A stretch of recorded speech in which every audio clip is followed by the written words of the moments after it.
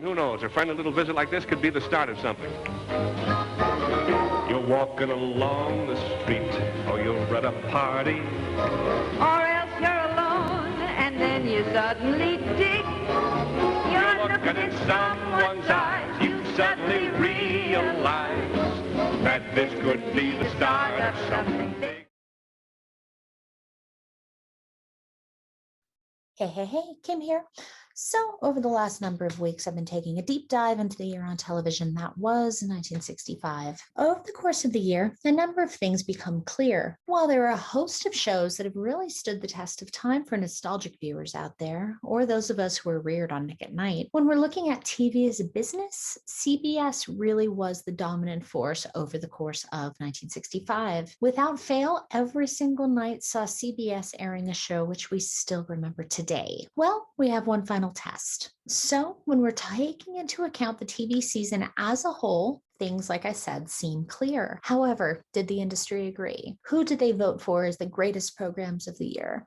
Let's look to the 1966 Emmy Awards. The 1966 Emmy Awards were held May 22nd, 1966 at the Hollywood Palladium, and the show was hosted by Danny Kaye and Bill Cosby. Without further ado, let's get to the awards. You love me. You really love me.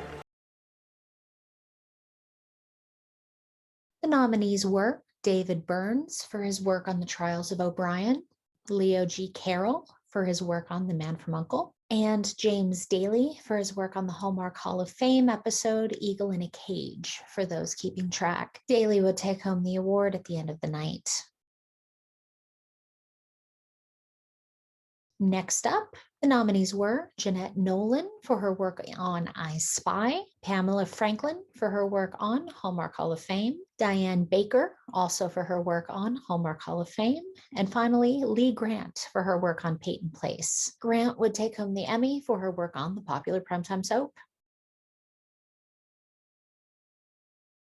The nominees were Agnes Moorehead for her work on Bewitched, Rose Marie for her work on The Dick Van Dyke Show, and Alice Pierce for her work on Bewitched. The winner was Pierce, who took home the award for her portrayal of Gladys Kravitz.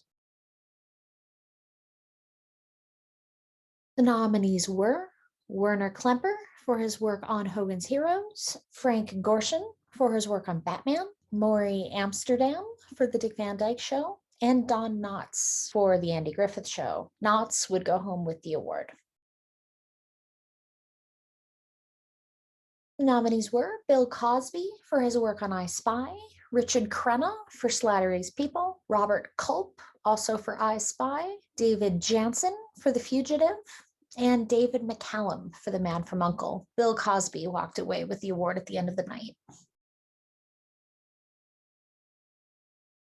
The nominees were Barbara Stanwyck for The Big Valley, Anne Francis for Honey West, and Barbara Parkins for Peyton Place. In one of the least surprising reveals of the night, Barbara Stanwyck took home the award. The nominees were Elizabeth Montgomery for Bewitched, Lucille Ball for her work on The Lucy Show, and Mary Tyler Moore for The Dick Van Dyke Show. How about that group of TV titans as we think of the leading ladies of 1960s television? As things came to a close that night, Mary Tyler Moore would win the award. The nominees were Dick Van Dyke for The Dick Van Dyke Show, Don Adams for his work on Get Smart, and Bob Crane for Hogan's Heroes. Dick Van Dyke won the award. The nominees were The Dick Van Dyke Show, Batman in a surprise nomination, Bewitched, Get Smart, and Hogan's Heroes. In a trend I think we should be noticing by this point, The Dick Van Dyke Show would win. And the nominees were The Fugitive, Bonanza, I Spy, in a nomination that surprises me a bit, The Man from U.N.C.L.E., and Slattery's People. As everything ended, The Fugitive walked away with the big award of the night. Looking over these awards, there's one major pattern staring us all in the face. The Dick Van Dyke Show is taking home Best Comedy, as well as the 2 lead performer in a comedy categories. Supporting performers Rose Marie and Maury Amsterdam were also nominated, just in very tight categories. While I am impressed at the variety in the Outstanding Actor in a Comedy nominees, particularly Gorshin, who, while being one of my favorite performers,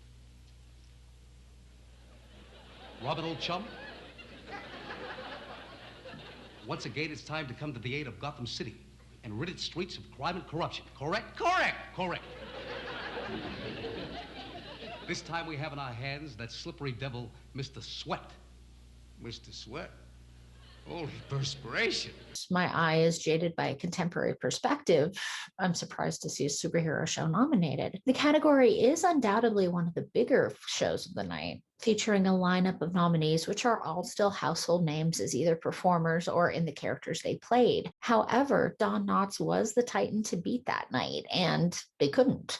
He had taken home the award previously in 1961, 1962, and in 1963. Meanwhile, the Best Supporting Actress in a Comedy race is also quite interesting to look at. Bewitched was still very early in its run, and the legendary Agnes Moorehead would go on to receive 6 Emmy nominations for her portrayal of Endora. Meanwhile, Alice Pierce, who did take home the award that night, was awarded it posthumously. She passed away in March 1966 at the age of 48 after a battle with ovarian cancer. While Pierce is probably the name which is least recognizable on this list, think of the cultural mark she made for even her short time as Gladys Kravitz. She defined this very specific character type, so much so that we still see her performance parodied even outside of the context of Bewitched. Over on the drama side, we see the same shows popping up throughout the categories with relative frequency, most notably The Fugitive, I Spy, Slattery's People, and The Man from U.N.C.L.E. We had a groundbreaking moment in the lead actor in a drama series category, with Bill Cosby avoiding a split the vote situation with co-star Robert Culp taking home the award. We discussed how I Spy stands as one of the first shows to feature a Black performer in a leading role, and at the same time, Cosby does stand out as the first Black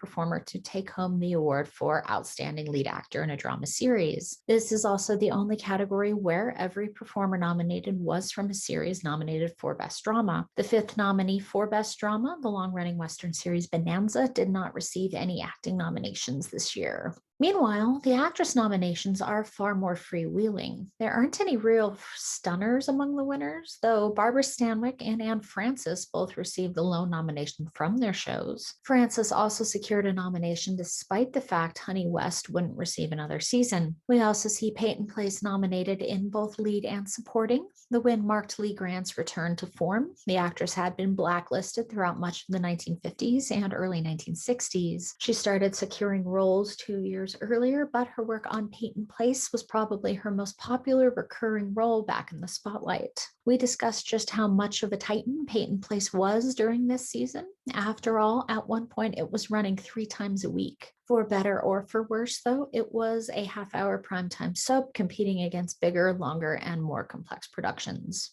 I'd be remiss if I didn't call out the strong performances of drama Slattery's People as well. We talked about this series in the Friday night video. The political drama only received a half season during the 1965 TV year and aired its final episode in November. Despite all this, though, they still managed a nomination for not only Richard Crenna in the leading actor category, but also for Outstanding Drama Series. That is a heck of a showing for a series that didn't really get a break.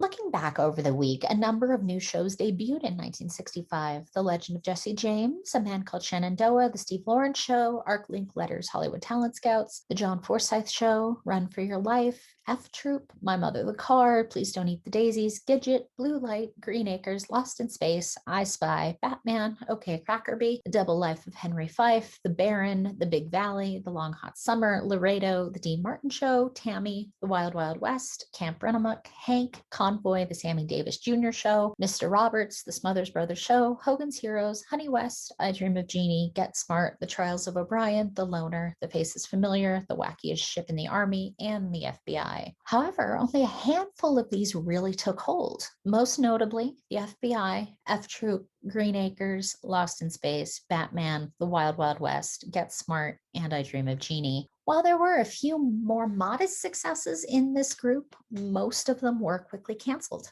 At the same time, there were a lot of shows with long runs which were coming to an end this season as well. We talked about Perry Mason, The Donna Reed Show, Ben Casey, The Adventures of Ozzie and Harriet, and Burke's Law, to name a few. So it is easy to see that this season to follow would look very, very different as the television industry kept evolving. This seems like a very interesting mark in TV history. With the end of shows like The Donna Reed Show and The Adventures of Ozzie and Harriet, the hallmarks of the 1950s were coming to an end to be replaced by newer shows in an industry always looking for the next trend. I mentioned above over the course of the week that we saw a few ongoing narrative trends throughout the year. One of the most interesting was the number of shows helmed by young women during 1965. However, this was also the most disappointing, as most, namely Gidget, Honey West, Tammy, and The Patty Duke Show, were all off the air by the following season. At the same time, we see Westerns clinging to life more than 5 years after their popularity exploded on television during the late 1950s. And it is also interesting to watch the secret agent and espionage trends beginning to catch fire with the number of shows hitting the airwaves in this year. All in all, a look at the Emmy Awards after a year of television shows us something. Popular culture remembers what is popular and what it wants us to remember. I suppose it isn't surprising that many of the nominees in 1965, and all the wins really, are for shows which are still remembered today in DVD releases and in syndication. And sure, they are recognized as the best of the best. However, if a look over the 1965 TV season has shown us anything, TV culture is far richer and more interesting from a wide scale perspective. There's tons of interesting stuff if you aren't afraid to dig a little deeper. So this wraps up the first season of What's on TV. I'll have lots more video projects coming your way soon. Stay tuned as I get us ready for season 2. Stay tuned for more here at Ticklish Business as we honor and deconstruct the world of classic entertainment. My name is Kim. You can find me on Twitter at ticklish_biz as well as at kpierce624. Facebook person, give us a like or a follow over at Ticklish Business Podcast. We have lots of classic entertainment content posting at journeysinclassicfilm.com. As always, if you like what you're seeing, please like and subscribe. Thanks, guys.